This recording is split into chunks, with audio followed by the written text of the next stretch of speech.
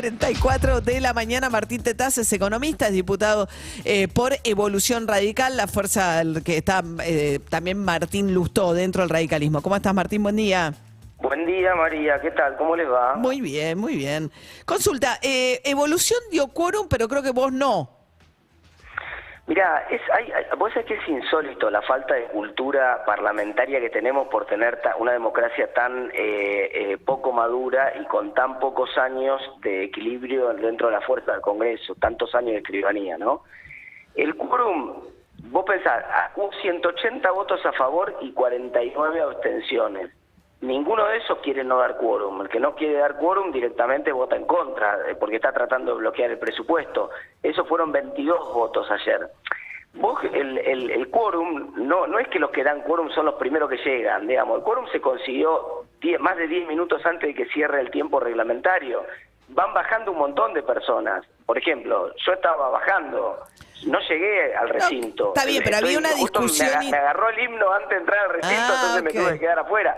Esto pasa siempre con muchísima gente. Entonces que el argumento de los que dieron quórum son los primeros que se sentaron y después no, eso solamente tiene sentido en una situación en la cual hay una tensión extrema y hay una votación opositora masiva a un proyecto y todo el mundo está tratando de voltear el quórum. Ayer no estaba pasando eso. No, está bien, Martín, pero había una discusión interna dentro Juntos por el Cambio y está claro que para mí está bien que le hayan dado quórum y me parece razonable que una oposición le dé a un gobierno la posibilidad de tener su presupuesto y que después en todo caso discuta en particular. Digo, me parece algo que está bien, que debería pasar en una democracia más madura. Pero es cierto que en Juntos por el Cambio el PRO no quería dar quórum, dice que se arreglen ellos, que lo consigan, no tenían todos la misma posición. Pero a ver, María, son formas de expresar descontentos con algunas cosas que tiene la política, distintas formas de expresarlo. Cuando vos, pensemos en el comportamiento coherente. Si vos no querés dar quórum es porque querés que se caiga un proyecto o porque querés presionar más una instancia de negociación, el cual no dar quórum no es una instancia para siempre. Si vos no dabas quórum esta semana, la semana que viene volvían de vuelta y así se iba a seguir sucesivamente hasta que en algún momento... Está bien, pero el PRO no le quería dar quórum. Hasta el infinito. Pero, a ver... Por eso digo, pero repasemos, no dar quórum es una instancia de presión táctica para negociar algún tipo de cosa que vos querés mejorar en un proyecto. No tiene sentido desde el punto de vista lógico que una fuerza no dé quórum y después se abstenga en la votación.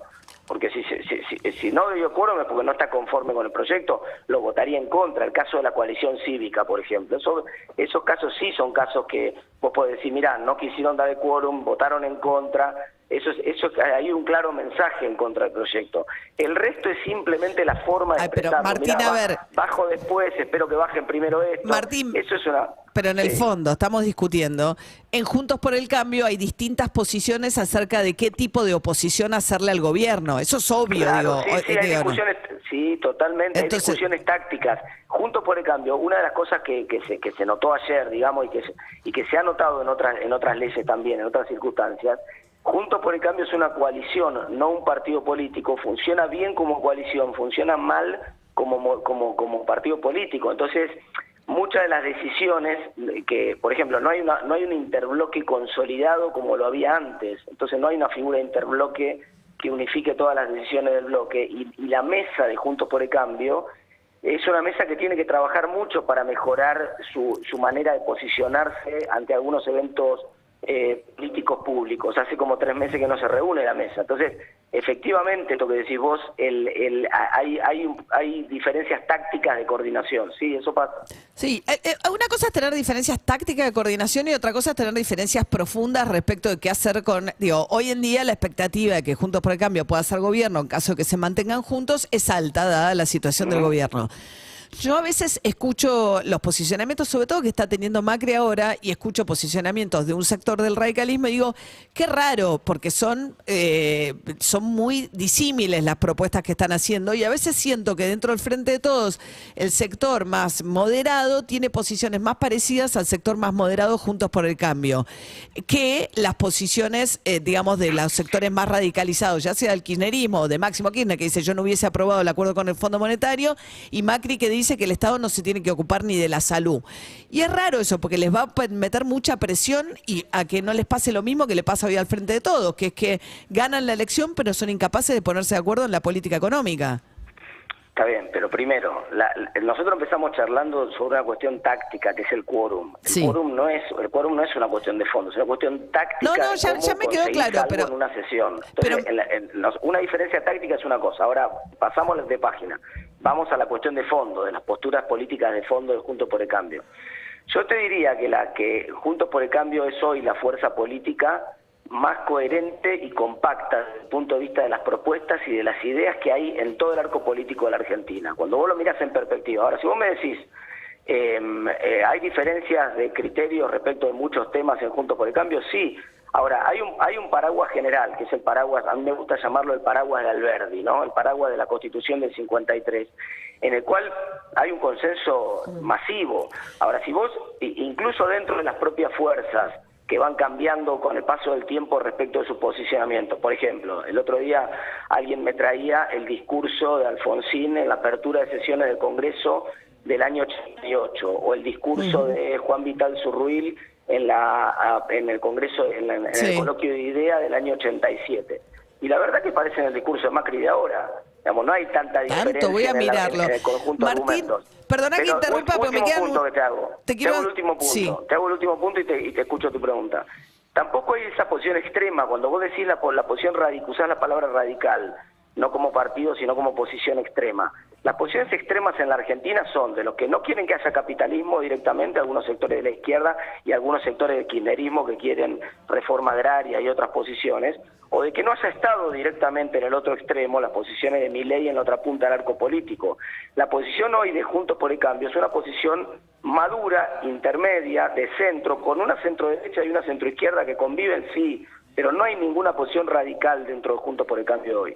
Bien, bueno, vos estás planteando muy rápido, perdona porque se me acaba el programa, pero estás planteando que dudas de por qué están demorando en entregar los números del censo, los resultados. Mirá, yo creo que es un escándalo lo del censo. Lo del censo es un escándalo. Todos sabemos porque hay mucha evidencia y una denuncia penal y además nosotros lo probamos, harto probamos mirando los números en distintos hilos, en Twitter y en otras redes sociales, que en el censo del 2010, por primera vez en la historia argentina, porque habíamos visto a gente que se afanaba una licitación en Argentina, pero gente que se afanaba un censo es una cosa insólita.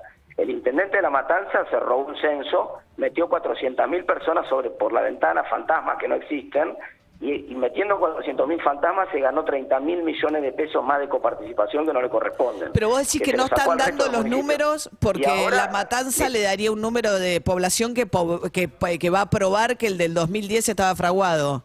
Entonces, ¿qué pasó?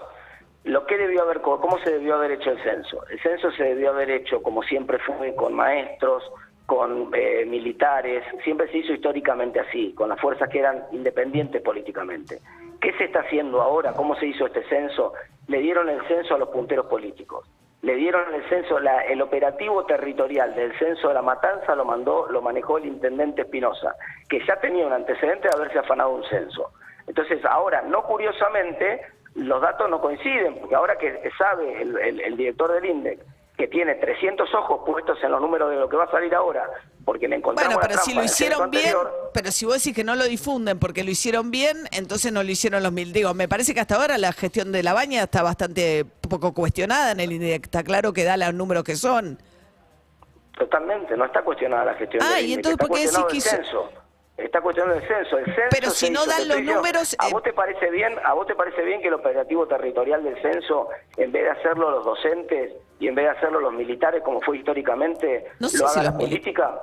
Pero es que no sé si en La Matanza fue distinto que en el resto del país, que vinieron los censistas que estaban capacitados por el INDEC. Fue exactamente igual en todos lados. Lo que pasa es que en La Matanza le diste la custodia de un nene de 5 años a un violador, ¿entendés? Esto fue lo que pasó. Bueno. Entonces, te lo digo crudamente para que entendamos la gravedad de lo que pasó. Pero si el censista era el capacitado... del censo en el territorio a una persona que se había afanado 30.000 millones de pesos en los últimos 10 años por mentir en el censo anterior y meter por la ventana Martín, pero a 400.000 personas. Si vos me estás diciendo que los nuevos números van para poner en evidencia que esto pasó en el 2010, entonces lo hicieron bien esta vez.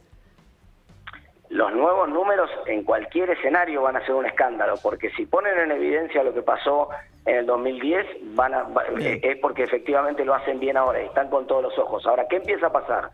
Y empieza a pasar que como usaron punteros políticos, en vez de haber usado técnicos, o en vez de haber usado docentes, o en vez de haber usado militares, ahora los números están mal. Están mal no porque estén adulterados. En todo el país lo que está pasando es que los números están mal porque los que fueron a rellenar la planilla no sabían ni lo que tenían que poner. Porque la capacitación fue mala, entonces no pueden usar los datos de las planillas previas, que son las que habitualmente usaban, y tienen que ir hasta el procesamiento del último dato para tratar de imputar datos y hacer otras metodologías porque los datos están mal cargados. Bien. Y eso pasa por falta de profesionalismo en quienes lo hicieron, por dárselo a la política. Bueno, pero en la política, un violador de un nene de 5 años, hay un salto grande. Gracias, Martín. Nos vemos. Hasta luego. Era Martín Tetaz, diputado de Evolución Radical. 5 minutos faltan ahora para las 9 de la mañana.